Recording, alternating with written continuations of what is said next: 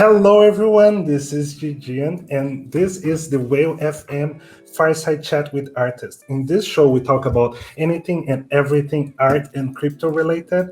And today, we're joined by the legendary contemporary artist Tom Sachs, who does the most amazing sculptures, subverts the common sense, grabs a bunch of common objects and brands, and makes us reflect deeply about the way that we consume, the way that our culture relates to these objects. So it's a pleasure to have you here, Tom. Thank you so much for joining us. Thank you for having me, John. Super stoked to be here. All right. So why don't you give us a little bit of a background about how did you get started, where it all begins, basically. Oh, it's so well. Like right now, you're on my website, so exhibitions, and if you scroll down, you're going backwards in time. And I'm 54 years old. I've been making things since I was a little boy, and making things that I always wanted. I always wanted a camera. So I made one out of clay when I was a little kid, and then as I grew up, I wanted more complex things like Pete Mondrian paintings or my own McDonald's or expensive boomboxes. So I always made them out of things that I had lying around. And I even wanted my own space program, so I built a space program from scratch. and we've gone to the moon at an art gallery in Beverly Hills called Gagosian Gallery, and then we went to Mars at the Park Avenue Armory in New York, and we've went to Europa, the icy moon of Jupiter, in San Francisco at the Yerba Buena Center for the Arts, and we're going to Vesta in September in Germany to mine for gold, because we've run out of gold here on Earth, and we need more gold for making cell phones. But that's just to say that I believe that if you want something, you make a model of it and it will in some form come true. We call this sympathetic magic. It's a way of just creating the world, not necessarily the way it is right now, but the way you want it to be. And I think that's one of the reasons why I love crypto space, is because we make the world the way we want it to be, and crypto space is real. It's authentic. It might be not in meat space, but it's no less real. It can provide us with the same reasons for doing anything, and that's why I'm so psyched to be a recent immigrant to this community. That's perfect. Matt, you are the person who say, I don't have a space program. I want to have a space program, so I'm going to make one. I have not gone to the moon, so I'm going to go to the moon. I'm going to go to Mars. I'm going to go to Europa. Yeah, go ahead. But if you just Google Tom Sachs space program now, you'll see that these are our astronauts. And just so you know, I'm always at mission control. There's me on a bicycle checking things out at the Park Avenue. That's a Raleigh 20 special bike that I love. And that Mars rover we got to make, it's real. It's out of a golf cart, but it's got real fiberglass fenders that I had the privilege of making myself with my hands. Oh, wow. And if you look around the internet, you'll see a lot of other assholes have made their own landing module for their high school play or whatever, but I'm the only one, I'm bragging, sorry, but I gotta brag, that is made on without a central column, right? There's always a little column that's going up the butt of the thing to hold it up. But if you do it without that column, you gotta make the legs exactly the way the other NASA made it. So all of this is to say, and to brag a little bit, that authenticity is fundamental to what we do, whether we do this in sculpture space or in whatever we do in the digital world, like with all of our movies, for example, like color, which we'll talk about, or anything we ever do in digital space. It's always has to be authentic to the studio and authentic to the larger community that exists. And transparency is also a huge deal in your works, right? You don't hide the screws, you don't go around hiding the clues of how it was done. It's like clearly, it's very clear to the audience how it was like put together, and it feels like it could be stripped down, right? It could be disassembled. So this is a really cool thing that like comes to mind about the cryptocurrency and the fact that everything is open and transparent. People can follow and observe the code and how the rules put the projects together, and they can trust. So I love this. I love this interconnection about this moral code almost that you have for your work. Well, we're living in an age where the best made things ever, right? Like, it's hard to argue that there's a better made thing than the phone or whatever, but there's no evidence that a human was involved. And I think the advantage that the artist or the individual has is about transparency and showing his or her fingerprints, the glue drips, the pencil lines, the stains, all that stuff is important. And transparency is everything. I think that's why I'm so attracted to the blockchain, because you can't hide. And all of the problems that I've ever had, that I would argue that anyone's ever had with conflicts with other people or with wars or whatever, it's always about not being transparent and about hiding. And I think that the banking industry in all of its corruption and favoring the rich and not being fair is all about hiding information and assets from people. And the power of the blockchain and cryptocurrency is just making it accessible for everyone and like destroying the patriarchy of the banking industry. And so, but that's off topic, because my thing is about art, and art can do this in the same way, because I'm not a banker, I'm a sculptor. And if my sculptures can show that I was there and I can celebrate a screw to show how the thing was made, it like can be a model for how we can show how something is made. And that's why I like in the NFT world, that the projects that I'm attracted to are the ones that are entirely on the blockchain, that are not, hosted by a website.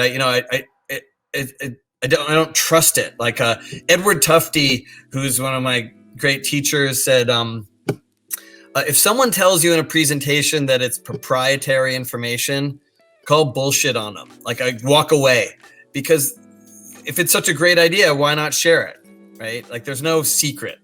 There's no secrets. You can always tell when someone's lying. You might not be able to tell. Might not be able to hear it, but you can feel it. And eventually, everyone sees everything. Yes, absolutely. No, that's really, really great. This is the thing that I love the most is, for example, you even actually worked with real space engineers, right, in relationship to those things. And as you said, you're an artist, so you care about this transparency aspects. But what you do in reality, you and when you like go to the moon and you guys have real events that happen and stuff that you guys have to deal with. You guys planted poppies in Mars, right? You guys found life in Europe. You reflect about what could be, and you make us think about what could be, and then we can prepare, and then we can adjust, and then we can move forward. And I think that's beautiful.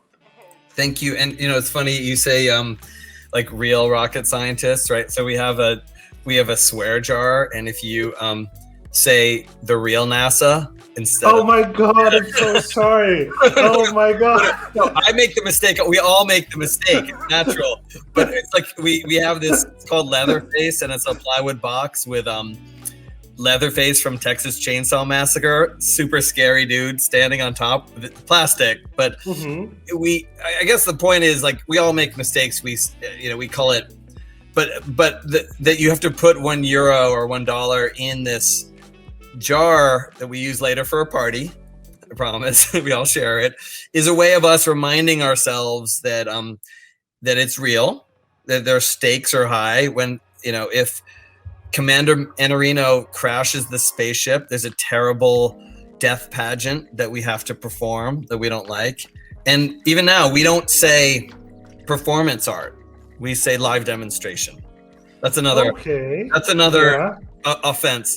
That's another leather-faceable penalty. But it's all in good fun because it's a way of us deepening our experience. No, yeah, I love that. I love that. Absolutely love that. And there's something that I want to kind of touch after you say that. You have a history of being against gatekeeping in art, or calling, okay, this is a piece of art because it's in this very impressive museum, and this is not necessarily a piece of art. You actually even refer to the shirts that you sell as pieces of art themselves, right? And I think this is something that, for the whale community, we always pushing the crypto space should be different, should not have gatekeepers, should be about people being able to do and to try, and everyone, and expressing themselves. So I really like this section here with your artworks in forms of t-shirts. So I make no distinction between the most elaborate art in a museum of modern art that I made or a t-shirt. It's you can make a terrible painting or a great painting. You can make a terrible t-shirt or a great t-shirt. Only the artist can decide what's great or bad. Only the public and posterity can decide what lasts. So I can't control all that. But from my perspective, I want everything to be as best as it can be, and I want it to be accessible because the key to authenticity for anyone in art is that you build it first for yourself and your family, which your friends, your community, and your community radiates around. Today, Gian, you're a part of the community, right? The listeners, if they've listened this far and they haven't stopped listening, they are enough a part of the community that they want to hear what we're saying. And the products in the web store are ways of reaching people for, $1, for $20, because listen, the art that we make is really expensive. And I'll be transparent, honest with you. I think it's great because it allows us to spend the money on building space program and other giant things. Yes. But I also don't like that it's accessible, that it's elite, that it's inaccessible. So I take as much care on these things. This is a $20 pack of playing cards. It's sold out, but we got a new deck coming out soon, so stay tuned. And there's this design. Yeah, thank you. This is my favorite deck ever because it really looks like plywood even when you hold it in your hand. It's so, the quality of the printing, it was so they did such a great job. And it's all about the tea ceremony, which is something I'm interested in. But even that, you can see that it's paper, but it feels like plywood. Definitely does. I love this one. No, for real, it's amazing. Cool, thank you. Yeah, that's really the most important thing, because I love art. It's the world that I am focused on, but I don't like the gatekeepers.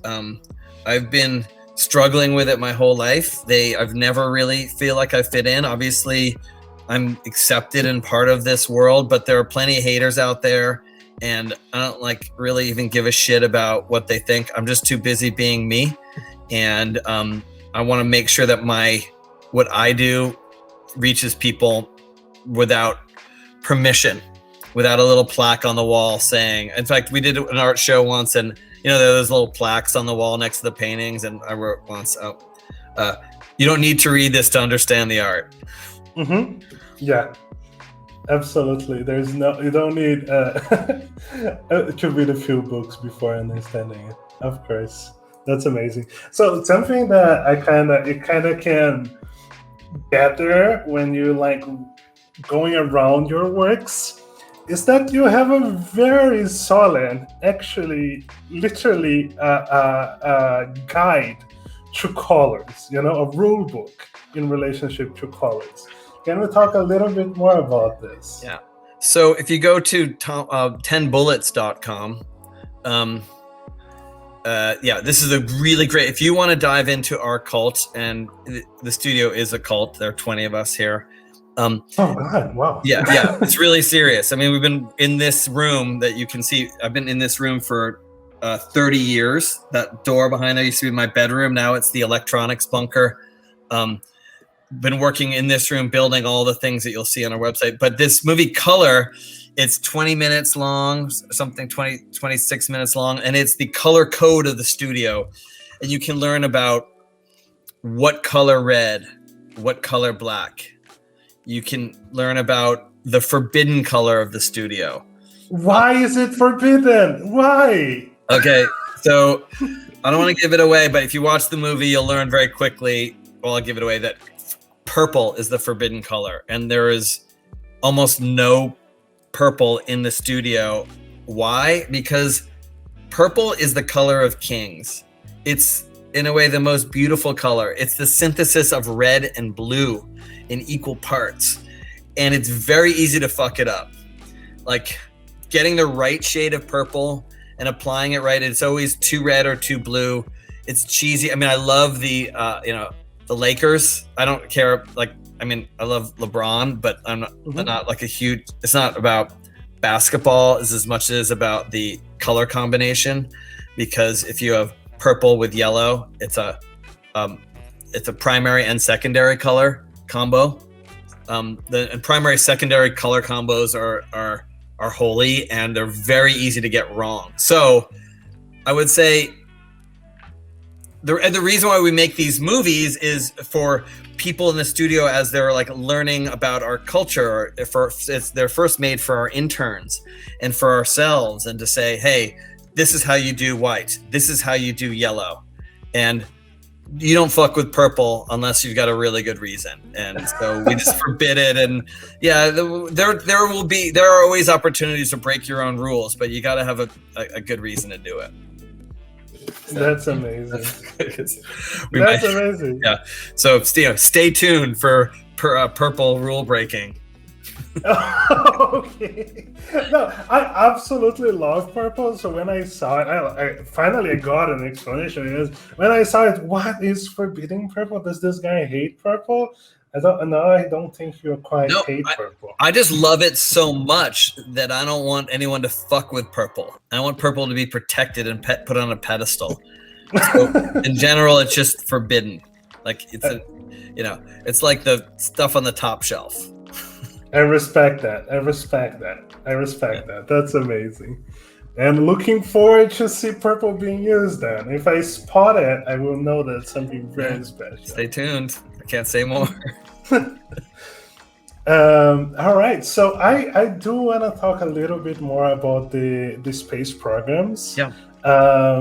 Because there's this thing that you do about, like, okay, you guys went to Mars, you guys planted poppies there, you guys went to Europa, and you guys found life, you guys ate the life that was there, and now we're going for Vista, right? Yeah. To mine rare earth resources that like are scarce, right? So the thing is, like, this talks a little bit about our future, right? And this attempt that we're trying to make to not have to reach those resources and make basically what we have as scarce not be scarce anymore, right? It won't, like, gold won't be rare if we can mine asteroids that are full of gold. Yeah. And this will bring the scarcity aspect down. I'd like to ask you, I'm just reflecting, I'd like to ask you, like, how do you see the way that NFTs are minted, distributed, sold, the scarcity aspect? Like, what do you think about it? What kind of projects do you like? What kind of projects do you not like? Well, first of all, I love, I think the first project that got me really excited about this space was CryptoPunks. And it wasn't so much the punks themselves. In fact, the scarcity and the expense of them, because I've been interested in them only in the past 6 months, when they become really expensive, has always kind of put me off because I can't access it. But the thing that I love about it is the way it's organized, that you can search by, red mohawk and cigarette and find out how few there actually are out of 10,000 and out of many, many millions more possible combinations. So it's like a beautiful representation of how to use computers and crypto space to make art, because it's something that exists with a bunch of rules and parameters. Like, I come from more studying works of art by someone like Saul LeWitt, who did a piece called Incomplete Open Cubes, which is a great poster. You can even Google it, where it shows all the different variants of how to draw a cube with missing one part each way, and it shows every permutation. And that's very simple. Yeah. So like that black and white, cool. Yeah. The black and white one there. Just if you click on that one, or yeah, actually, you know what? Click on the white.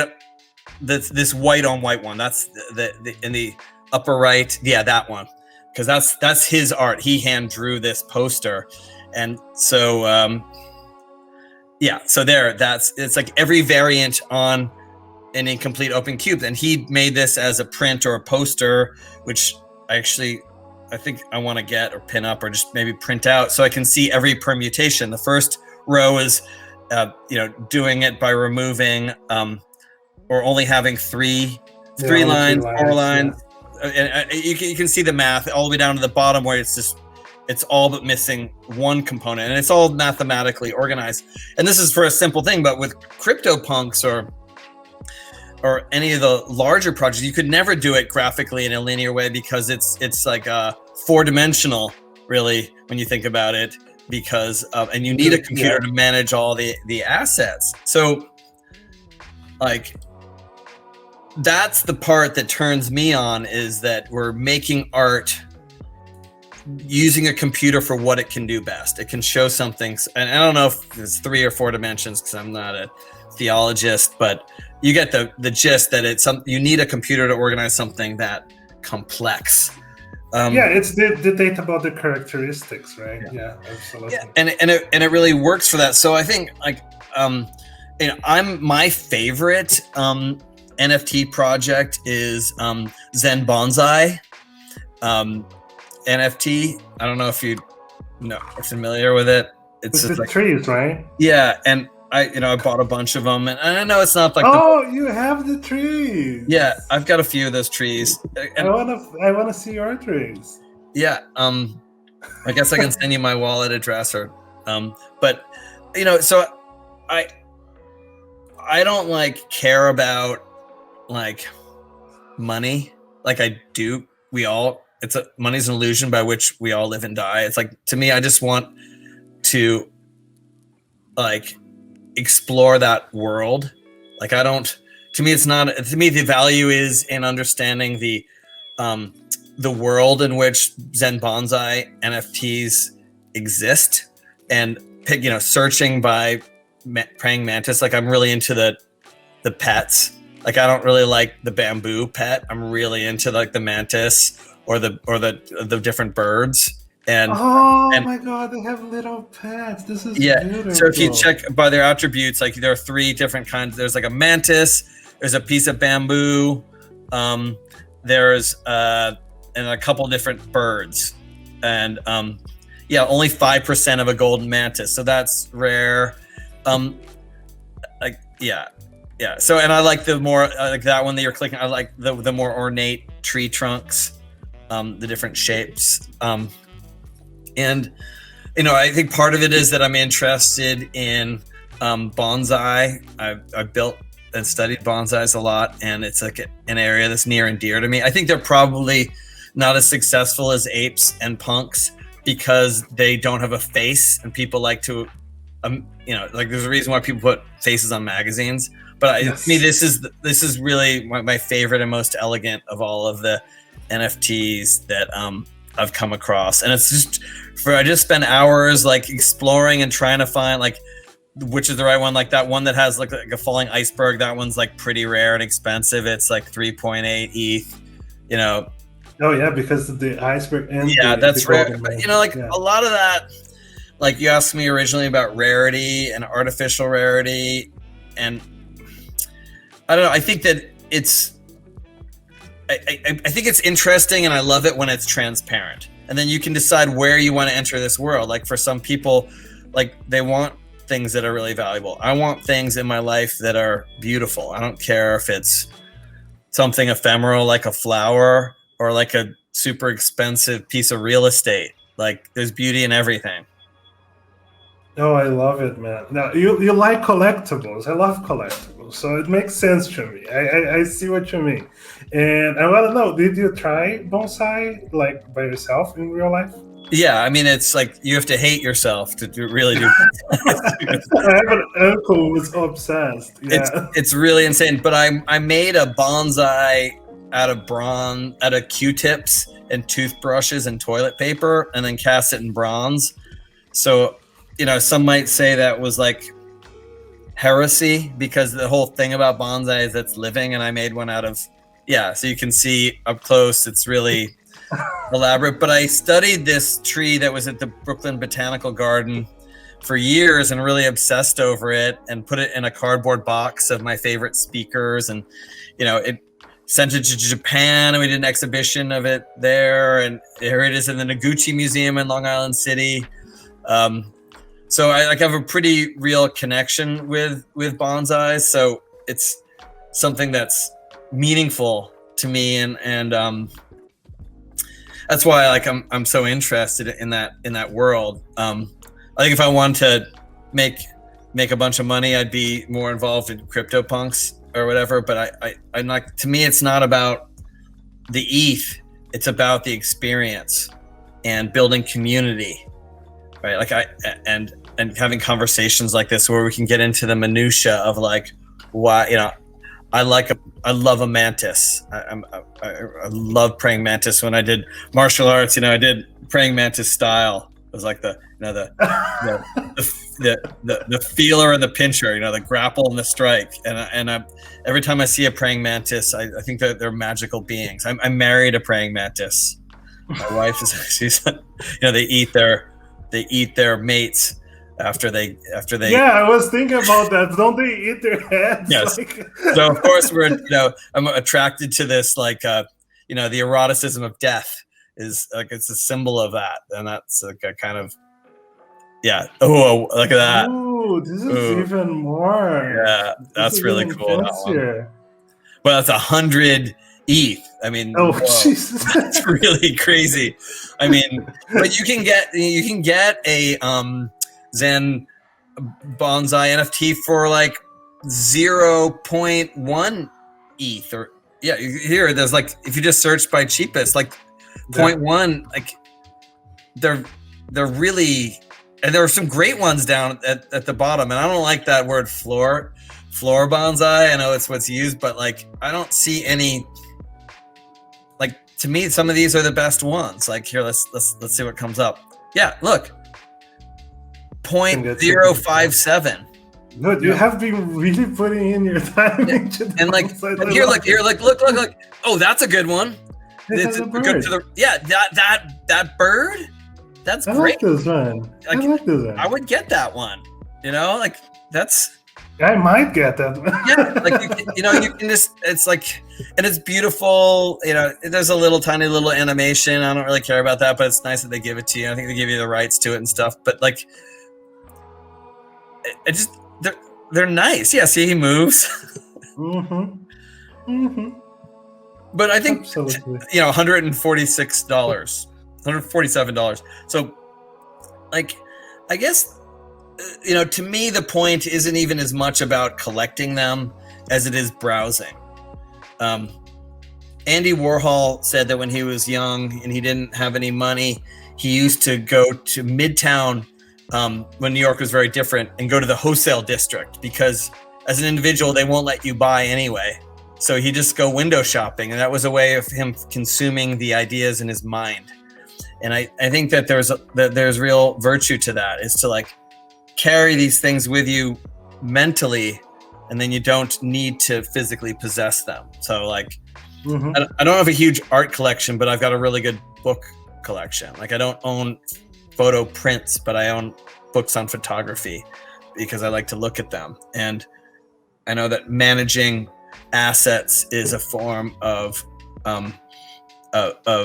oppression. Like people like want stuff so much, and then they go acquire it, but then they feel burdened by it, and then they must be relieved of it, and that's a kind of a toxic consumerist cycle. I think travel light, think heavy. Yeah. Yeah, no, this is amazing. It's beautiful because if you think about it, like had people not consumed Starry Night without owning Starry Night, it wouldn't be Starry Night, right? Van Gogh wouldn't be in the position that he is in. Yeah. And just like it enriched my world without buying this, to know and explore its characteristics, right? The design, the beauty of this design. And I really like that you have this mentality and you apply this to your works as well. But yeah, I love it. It's fun, and like I haven't really.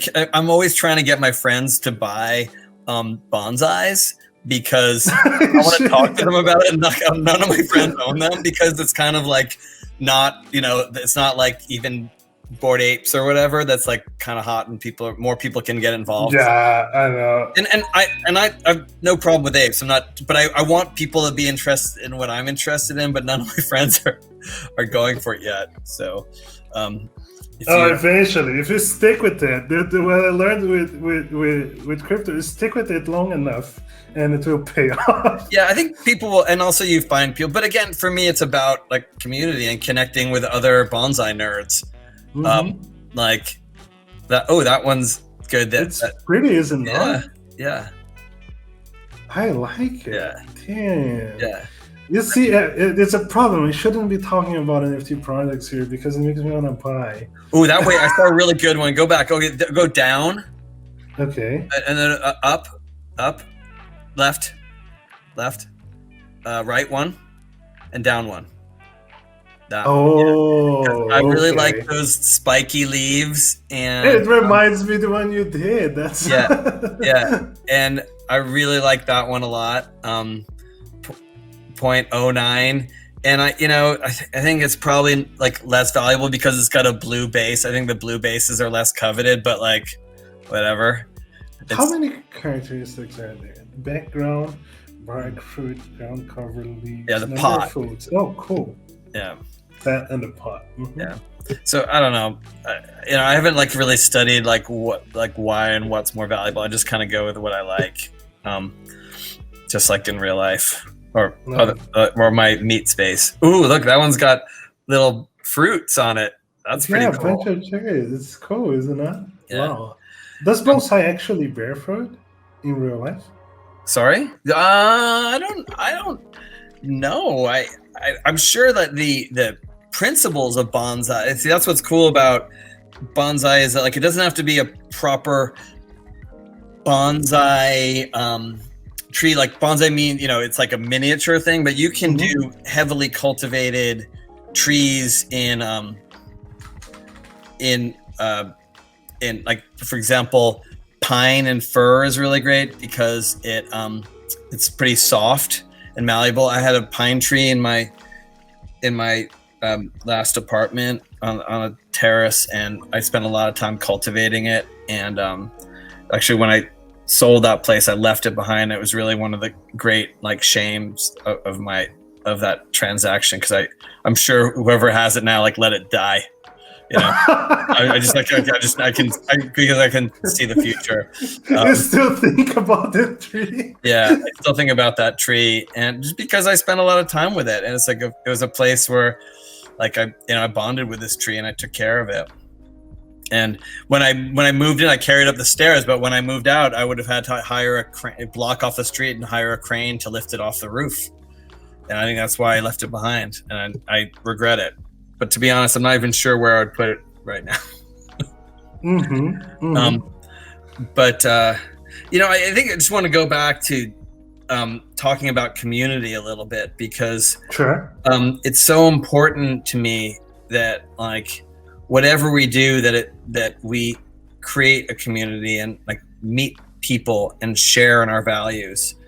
And for so many things we've been doing, like in the beginning of COVID, I knew it was like a really hard time. So me and Aram and Charlie and the team started this thing called ISRU, in situ resource utilization, where we were all stuck in our houses and we didn't have all the resources that we normally did. So how are you going to make do and get by with what you have? And this is a NASA study, right? Because they go to another world and you don't have all the resources that you have here on Earth. So you have to really be efficient and smart and resourceful. And that movie, The Martian, was maybe the best ISRU movie ever. And we started making videos about the in situ resource utilization that we had to apply in ourselves and our lives. And we kind of grew this community of other like-minded people who are celebrating their home repairs, who are showing us pictures of their desks, of their workstations, of their junk drawers. And instead of buying a new one on Amazon, they were spending an inordinate amount of time repairing their old one or building something from scratch. Mm-hmm. And now we have built this whole community of bricoleurs. Bricolage is the art of building or repairing with what you have lying around, or what's at hand. And we've met all these people, and now they're talking to each other. And that, like, our Discord right now is populated mostly with that community. It's about art, but like those guys and girls are the people that make up our community in that space. And it's changing, but I feel like we built something accidentally and organically, and that's always something, as we do things purposely, that we're trying to do so that it's real. It's not made up. All right, no, that's amazing. I just posted for the community the invite for the server. And they have a few questions that they want to ask. Please. As well. Yeah. So someone asked, which home repair / modification has been the most impactful on your life / work during the past year? Which home repair personally for me? Yes. So I do ceramics before I check my email every morning. I do output before input. I touch clay so that my connection with my subconscious dream state, this other world that I exist in when I'm asleep, goes directly through my hands and body and my eyes into clay. And instead of it being infiltrated by like sorting through junk mail or looking at whatever disgusting stuff I look at on Instagram or shopping or even listening to music, I want to go out of my mind into the work. So I set up at home and in the studio a micro ceramics Zen station, like a desk that's 24 inches wide by 20 inches deep, of this my essential tools, so that I immediately touch clay before looking at my phone. And that had the biggest impact because it kind of set the compass for my day, which isn't about taking information in and deciding if it's useful to me or not, but output and using my having my space and my life be an amplifier for my subconscious. And so I built a little station, really small, like this big, with everything I need. It's just, and that it was small meant that there wasn't a lot of clutter and distraction. I don't have every tool I could possibly want, but I got my 4 basic tools. And I set it up the night before with clay ready to go, so I'm not hindered by setup time. And that's so ceramic station as an aid for output before input. That's amazing. Output before input.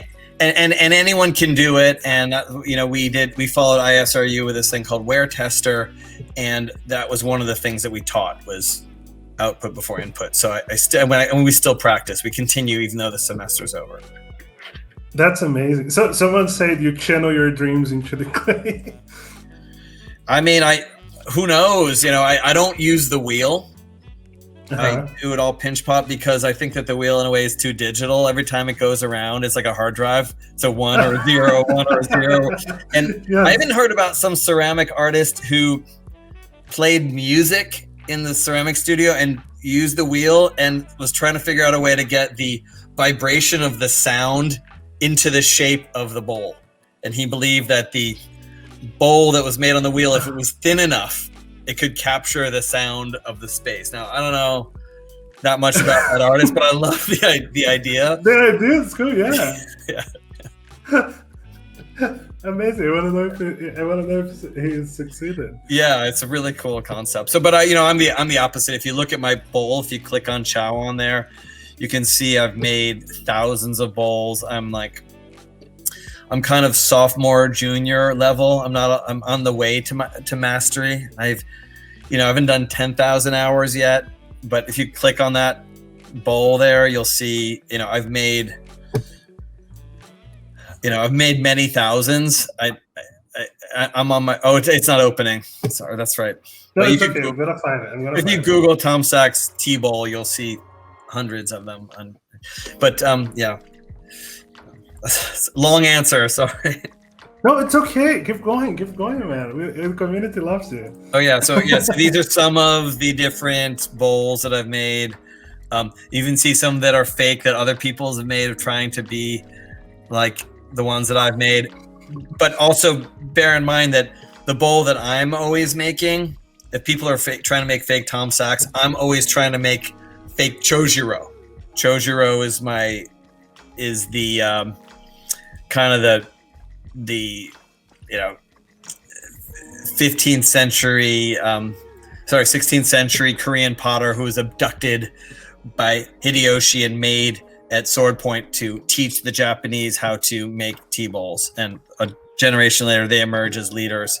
But if you look at Chojiro, Chorijo, you'll see his bowls, and I had the honor of having tea with his ancestor, his 14th descendant, Kichizomon the 14th of Chojiro, when I was in Kyoto. Again, I'm bragging, but the thing that's cool about that one, that first one on the left is like, that's one of my main ones. So what's really cool about sympathetic magic is I started making these, and through making them and people getting interested in my ceramics, I was allowed to have an introduction and a meeting with the most respected tea bowl maker in Japan, the closest to this man that you could possibly get. And that's kind of like the same thing as the space program. I just did it because I wanted to, and it took years, but eventually I got to meet and have tea with him. And it was a pretty special moment. I imagine. Scary. All these tea bowls, and you got there. Yeah, and it took me there, and so I got there through doing what I love. So if I was going to talk to anyone who didn't know what to do in their life, and maybe they had a job that they didn't love or whatever, I would just say to anyone who wasn't sure, or if they're at a crossroads in your life, I would say, always do what you love, because it might take you there. It won't certainly take you there, but it might. If you do what you don't love, it definitely won't take you there. Like, without a doubt, you will absolutely not succeed. But you gotta aim for the things that you want, and if you're persistent, a lot of them line up. You can't guarantee it, but it's if you think of the two options, it's obviously the one to take. Absolutely. Now, I love this thing that you said about output before input, because I feel like nowadays there's so much content that like presents itself as being relevant, right? Every single thing is trying to say, okay, I'm relevant, and you think you're learning, and you're actually not learning anything at all, and you think you're gonna get somewhere after learning, and then you're just in the same place. So if you actually make something and then you go after that, at least you're constantly progressing. I love that. Well, it's and also, like, if you make anything, there's a world, there's a whole civilization, a global civilization of other people that have come before you working in that same thing. Yeah, discipline, whether it's tea bowls or computers. There's like generations of people who have worked on computers now, right? We're like the third generation maybe of people who have, fourth, depending how far you want to go back. but it's real. So there's a lot to learn out there. It's, fantastic opportunities to available to all of us, just if we focus. And I know that this might sound hard because some listeners might have economic constraints, day jobs that they got to do to pay the bills, take care of people in their families, whatever. Like, that's real. But you can always steal 5 minutes away to focus on what you love. And that 5 minutes can grow, and even if it doesn't grow into being a full-time job as an artist, like I have, those 5 minutes can be really rewarding and make you better at cleaning toilets or whatever you have to do for a living, like, and take pride in that. Cause I've cleaned toilets for a living, and there are two ways of doing it. Like the shitty way where you hate it, or the loving way where you just make that fucking toilet shine. You just make it great. And and that second way is it's really the only way. The other way is not sustainable. Eventually you'll quit, which is fine too. I think it's okay to quit, but quit early. Don't waste time. That's a nice advice. If you're already at that stage, no, it's not gonna get you nowhere. Yeah. That's really good advice. So there's another question here from the community, and this, I'm not sure if this goes to the swear jar. It might be. It's in dangerous ground, but you tell me. Okay, cool. So someone said, how does the virtual existence of art compare to the imaginary existence of your space travels? Oh, I love that. I think it's the same. First of all, I think virtual space is real space.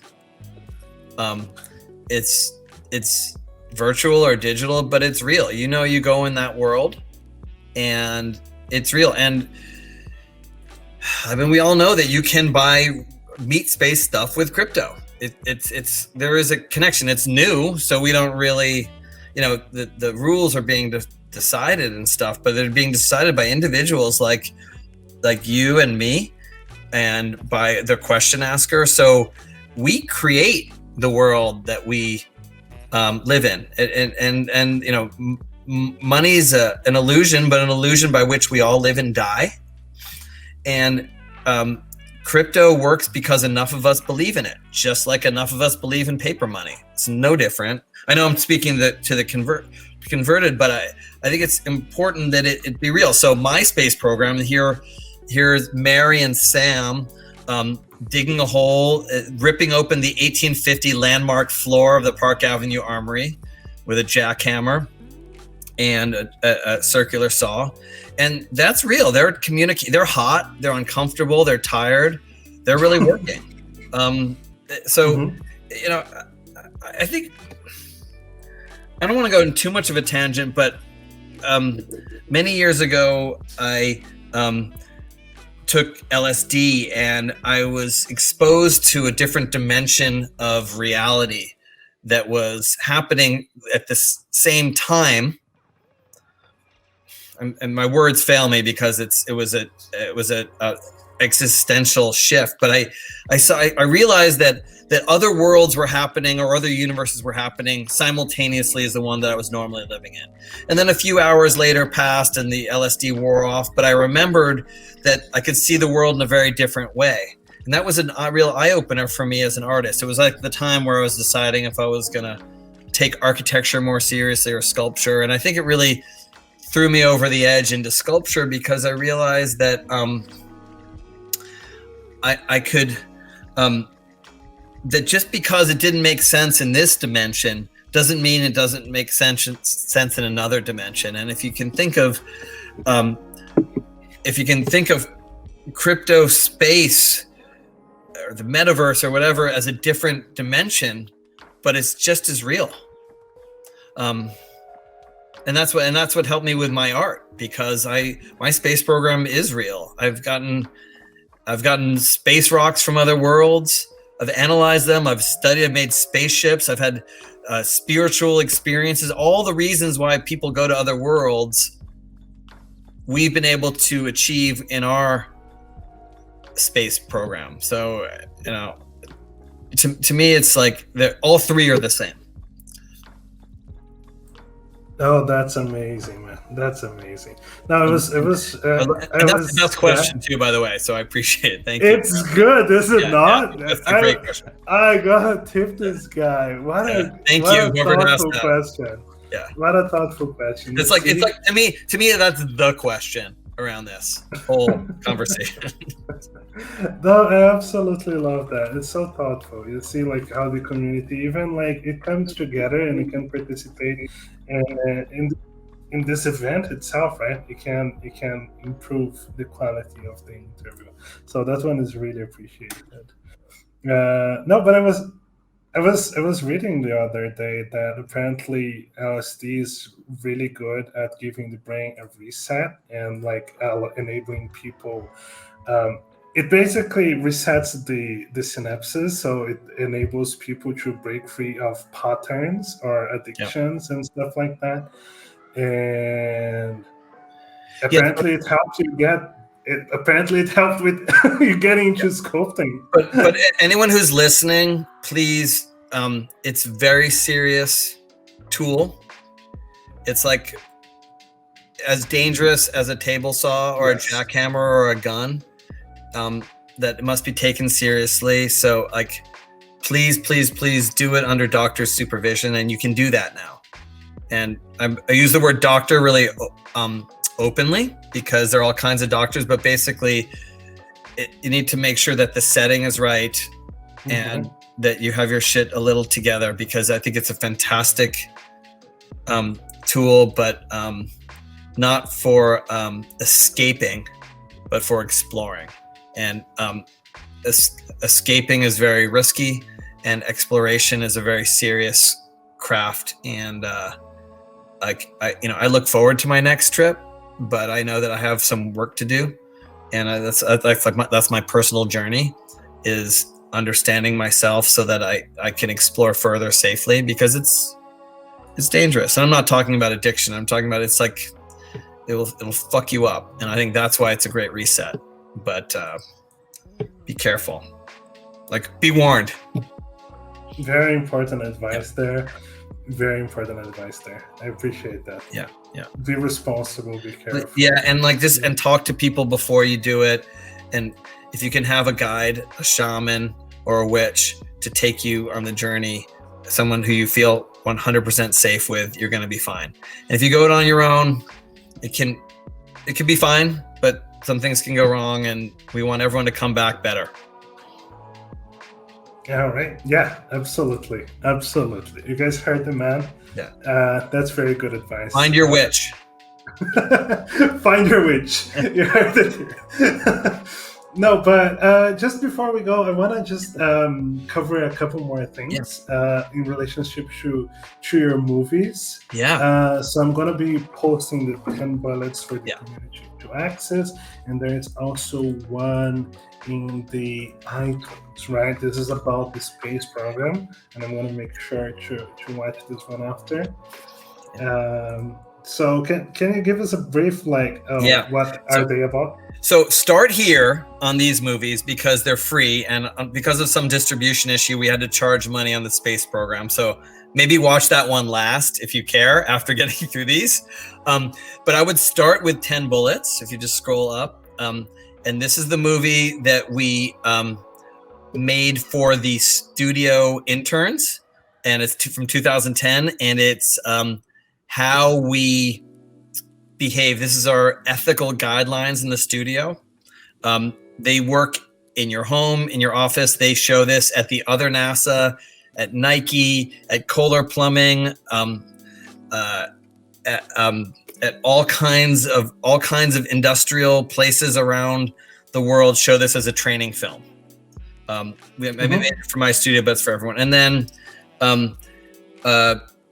I would start with that, and then you could watch any of these other ones, which is how to sweep. Is literally how to sweep a floor for 3.5 minutes. And all right, that's a very in-depth tutorial, apparently. It's really one of my favorites. And a Love Letter to Plywood shows you our code of how we build, and it communicates about the virtues of transparency. So that's a really good one if you want to learn about who we are and why we do it. color we talked about. It's great. Space Camp's about taking care of your bodies. It's kind of an expansion of some of the things in 10 Bullets.